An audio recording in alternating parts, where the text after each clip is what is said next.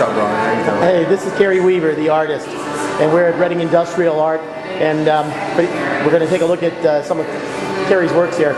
It's his opening night here, and I'm here a little bit before the crowd, and it's hot. It's hot.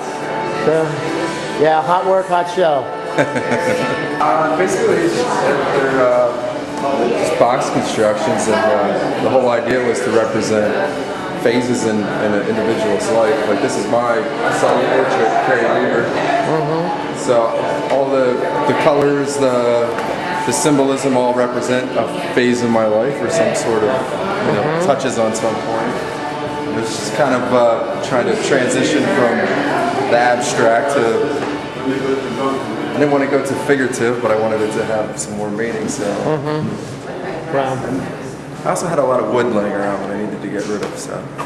And that helps. It helps to have material, you know? Well, that was the thing. It was a material change. It was a change in strategy, a change in thinking. And, I just, like, the idea basically was to make choices easier for me. So, I mean, all the choices were already made as far as color, as far as, the content. So as soon as you dissect somebody and break it down into symbols, it's pretty much done for it.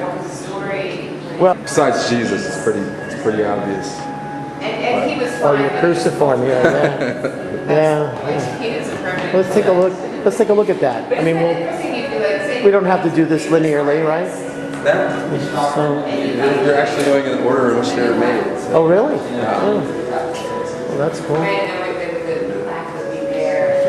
So I see the devil stars up top there. No, actually, it's a symbol for Capricorn. Like the goat head and the seven. It's like a 7-6 kind of emblem. Oh, well, it almost has that Baphomet, I guess it's called. It's got its own feel to it, that's for sure. And then you have like the Star of David, Taciform, the Ace of Spades, which is the sign for magicians. You have the red, yellow, and green for the Lion of Judah, more of a Rastafarian thing. They kind of correlated and it works all together. And that transitions into the dovetail joint, which you have like the double meaning of Jesus the carpenter, or the dove being a symbol of Jesus, and then the phoenix, the rise from the ashes. And that's unusual. You have it at the bottom of the cruciform too. You've called this Internet Jesus. That's what I found all my information. Oh, that's cool.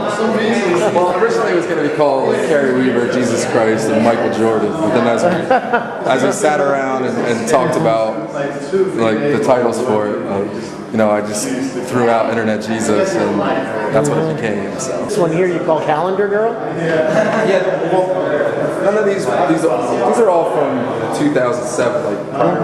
So we were trying to capitalize on the whole timeline thing.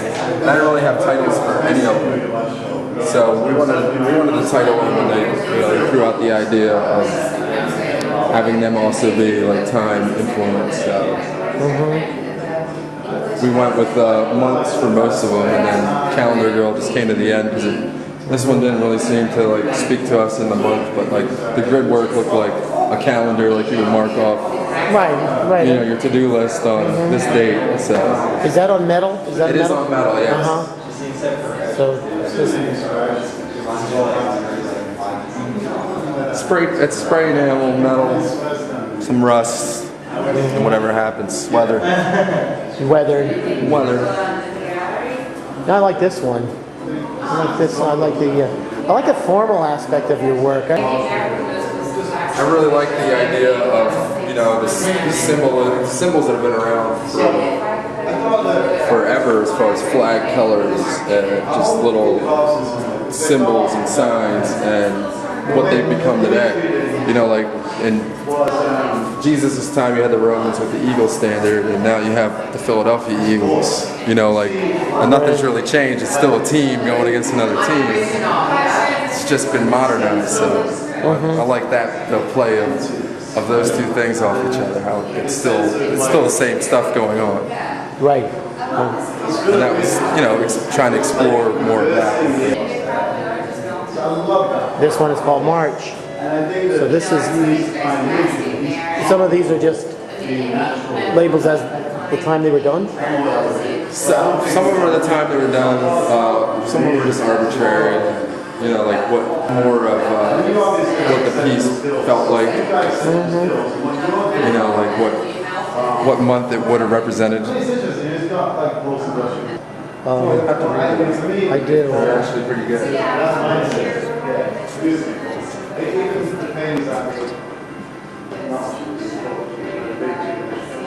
I like that. And that's April. Yeah, I think that was a color thing for everybody. So. Well, I think you're doing it. I mean, I really like that. It doesn't have to be a box. It doesn't have to be a frame. No, it doesn't have to be. I really do not like frames anymore. Doesn't have. Yeah, no, I know. I have never liked frames. Yeah. Never liked them. I don't mind them if they're integrated within a piece, but to take a piece and then it's like just arbitrarily throw a frame on top of it because it's a piece of art. I like stuff to be finished and meant to be finished that way. Yeah. Not like, oh, it's not. I need something to finish it. Somebody else do it, or if you do it yourself. Freestyle Jordan, Michael Jordan. Because after I did the Jesus piece, I almost went and did Muhammad and just trying to figure out, maybe I was just going to do religious figures, but I thought that would get boring. So, like, in thinking about Jesus, I was thinking about like the Jordan River. I was like, all right, let me do Michael Jordan. And the original idea really stemmed from athletic, because you know I always did like the vertical lines and that sort of thing. They always had like an athletic uniform type of look to things. I call it freestyle Jordan because the other two I drew and built, and this one I drew ahead of time. But all the colors are still representational. All the stripes mean something. Everything means something. I just varied off the drawing.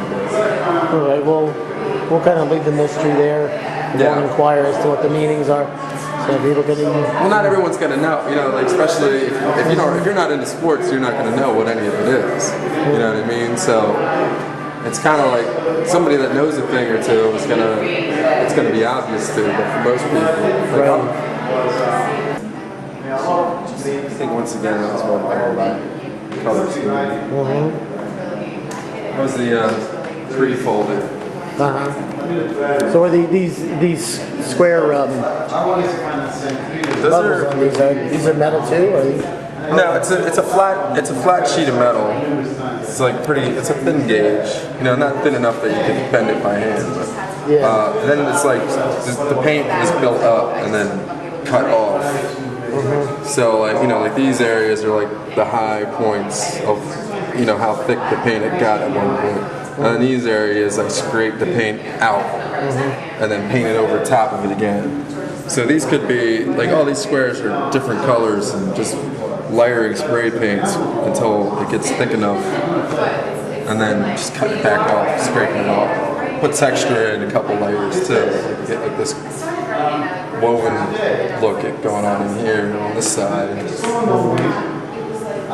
We look like a bombing run, like old war footage, like dropping bombs over Nazi Germany or something like that. Like a map, yeah, it does have a map quality. I was thinking of Russian constructed these in there for a little bit, but it doesn't seem like whatever you want to think of, it's not wrong. That's right.